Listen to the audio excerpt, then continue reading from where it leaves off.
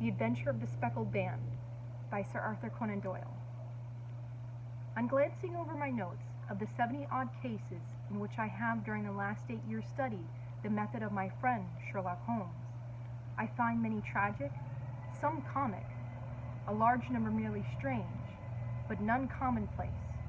For working as he did rather for the love of his art than for the acquirement of wealth, he refused to associate himself with any investigation which did not tend towards the unusual and even the fantastic.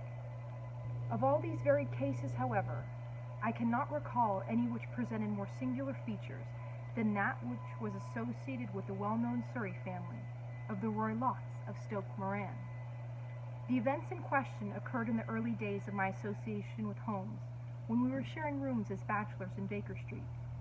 It is possible that I might have placed them upon record before, but a promise of secrecy was made at the time, from which I have only been freed during the last month by the untimely death of the lady to whom the pledge was given.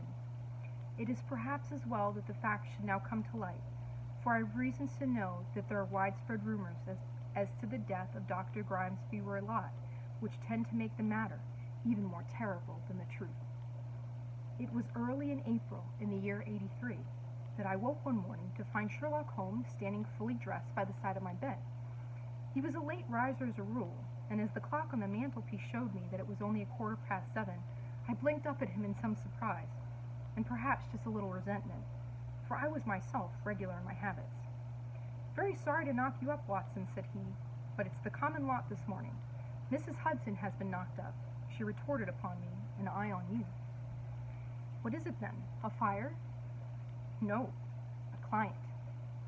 It seems that a young lady has arrived in a considerable state of excitement, who insists upon seeing me. She is waiting now in the sitting-room. Now, when young ladies wander about the metropolis at this hour of the morning and knock sleepy people up out of their beds, I presume that it is something very pressing with which they have to communicate. Should it prove to be an interesting case, you would, I am sure, wish to follow it from the outset. I thought at any rate that I should call you and give you the chance." My dear fellow, I would not miss it for anything. I had no keener pleasure than in following Holmes in his professional investigations, and in admiring the rapid deductions, as swift as intuitions, and yet always founded on a logical basis, with which he unraveled